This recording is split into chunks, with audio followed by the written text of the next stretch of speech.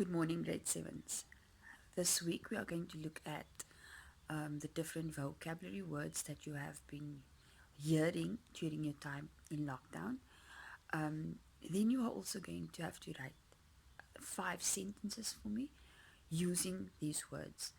So the words that I have listed in your note is as follows: lockdown, sanitize, wash your hands, cigarette ban, coronavirus, social distancing, and then there are a few more.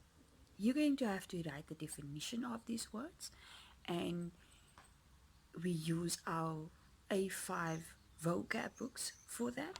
So each of those words you are going to write down that I have given you, and then you are going to write the definition of it, and this you are going to do in your vocabulary books. Then once you've done that, then you are going to choose 5 of your own words and use those words in 5 sentences. Like I have an example written down, and my example is: you need to sanitize your hands as often as possible. Our listening and speaking activity is going to be, the text we're going to use is going to come from our novel Love David, chapter 9. This chapter will have to be read to you for those who are at home. So one of your parents must read it, and then you need to apply the listening process. So there are a few steps that you need to bear in mind when you are listening to a story. Sometimes we read a story on our own, and sometimes our parents or teachers read stories to us. In order for us to fully grasp the content of the story, we need to make sure that we do the following. Number one, we have to listen to the story that is being read to you. It may be read to you more than once. Number two, you make notes on the worksheet or page provided, and if you have your exam pad, you may use that as well. Number three, you make meaning. And how do you make meaning? You go through the notes that you made while you were listening to the story. Number four, you retell your understanding of the story. So after I've read the story perhaps, or your mom or dad are done reading the story, they might ask you, so what do you think what the story was about? What do you think the chapter was about? And that is where you are going to answer. Then number five, you will then answer the questions that has been given to you based on the story. And that will determine whether you were indeed listening or not. Your next activity that you're going to have to do for me this week for English is a cartoon. Now, remember, a cartoon is part of visual text, and visual text is part of comprehension. And if you can remember, a few weeks ago, I did a lesson on visual text. I took you through it, and I told you need to look at the visual text. What is happening in the visual text? What is your understanding of what is happening in the visual text? And thereafter, you are going to answer questions. And this week I used Fortnite. The name of the cartoon is called Fortnite Sucks. And then there is, I'm sorry, my eyes are going to go to the screen just so I can read the cartoon to you. Fortnite sucks. You know, you suck. There's no need to be so negative. You realize Epic Games have made these errors because they do not know what to do. Instead of simply saying Fortnite sucks or please give, we should give constructive criticism. That's nice and all, but why is your entire social media account filled with edit style requests? I have enlarged the third picture to tell you what it says so that you don't have a problem in reading it. So many of you are Fortnite fans. I'm sure you're going to love this cartoon. Once you have gone through it, and please read the cartoon more than once. Don't just read it once and then you think, oh, I understand, and I'm going to finish the questions. And the questions are as follows pertaining to this cartoon. Number one, what is the name of the cartoon? Remember, I gave it to you, but it's also in the visual text. And also a reminder, you are not going to find the answers of this visual text in your thumb. You are not going to find it on the roof or on the ceiling of your room or classroom. Where are you going to find it? In your text. Okay? So, what is the name of the cartoon? Write out the words in full in the second picture block. You know. Number 3, what is constructive criticism? Now perhaps here you're going to have to use your dictionary to find out what it is, or if you're at home you can ask your mom and dad what is constructive criticism. Then number 4, why do you think that it is better to give constructive criticism? Why do you think it is better to give constructive criticism as opposed to being perhaps negative? Number 5, why are epic games made according to what the character is saying in the third picture? The reason he gives, that is your answer. Okay? Number 6, what type of sentence is in the second last picture? Okay? What type of sentence is in the second last picture? And our last activity for this week is going to be creative writing. You are going to have to write your own poem. Guess about what? Yes, the coronavirus. And I know you are tired of hearing about the coronavirus. I also know that it is important to express your feelings. So that is why I've asked you to do your reflections.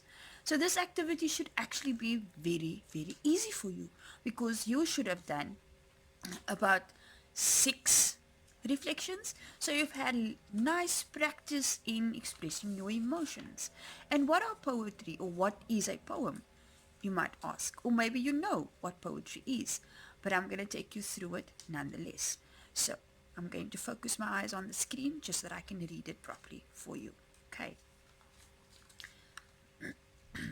So we are first going to look at what a poem is and what the elements of a poem. Then it is safe to say that a poem is an expression of emotion, and you have been practicing expressing your emotions with life orientation reflections that you've been doing for the last couple of weeks. So now we are going to take it further. Okay? Do not write that part that I just said now. Right, you write down the following. Write, what is a poem? It is a piece of writing in which the expression of feelings and ideas is given intensity by particularly attention to diction, sometimes involving rhyme, rhythm, and imagery. So there are certain elements to poems, right? And they are as follows. I am just going to mention their names. The notes are there for you to read their meaning. Purpose of this video is to be short and concise, and so I don't want to waste a lot of time. I will read the words and you can read the meanings on your own. Okay, some of it you have heard before, some of you know the meaning, so it will just be a refresher when you hear the words. Right, number 1 is rhyme. Number 2 is rhythm. Then we have repetition. Then we have imagery. Then we have simile. You remember simile, right? Then we have a metaphor. We also have alliteration, assonance, onomatopoeia, and personification. Now in a poem, we don't use sentences, but we use lines or verses. We also don't use paragraphs, we use stanzas. So what I want you to do is, once you have written down your notes, you are going to sit down, if you are at home, with your parent who's facilitating your learning, and you are going to think about all the emotions that you were feeling while you were going while you were in lockdown, and also about the coronavirus. What are your fears about coronavirus? Are you upset? Are you scared? What are you feeling about this virus? And how has this virus changed your life? So just a few things to consider is, what emotions have you been experiencing? How has your life changed? How are things different? How many stanzas would your poem have? To get onto the technical side, think about a title for your poem. It could be Coronavirus, the whatever. I can't get to a name right now. I was thinking about a title, a catchy title, but I was just like, Coronavirus, you know? Then think about the new way of life and how you are adapting, even the new way of school and how you are adapting.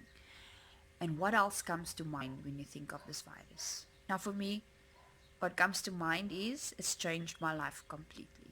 It's changed my life in the way that I do things. It changed my life in how I am now more in tune with hygiene, how I am more in tune with my body itself. If I'm feeling sick, I want to know what it is, because I don't want to freak out and think just because I have a simple cough, this cannot be coronavirus. In my case, I have sinus, and so I have nasal drip, and that is most often why I would be coughing a bit. But it has made me more aware of just my life and how I need to take care of my health. So, yes, I was angry, I was scared, I was even frightened. And the more we hear of people being positive or testing positive, that fear just comes creeping up. Angry, yes, because my life is completely not the same anymore. I don't have the same freedom. I feel stuck. I feel stagnant to a point. I must stay in my house. I feel like I'm just confined to a certain space. And so those are the kind of things that I want you to think about. Express your emotions in that way. And then we are going to put it together. Okay? Because today is Wednesday, we're focusing on just the brainstorming. Then tomorrow, you are going to focus on putting it all together. You'll have your title, you'll have your first stanza, you'll have your second stanza, and you will have your third stanza. So, I hope that you enjoyed this lesson, and I want you to have fun with it. It's creative writing. Express yourself, use words, descriptive words. And I'm also going to, with this, I will give another extra word bank that will help you to create your poem. Okay, have a nice day.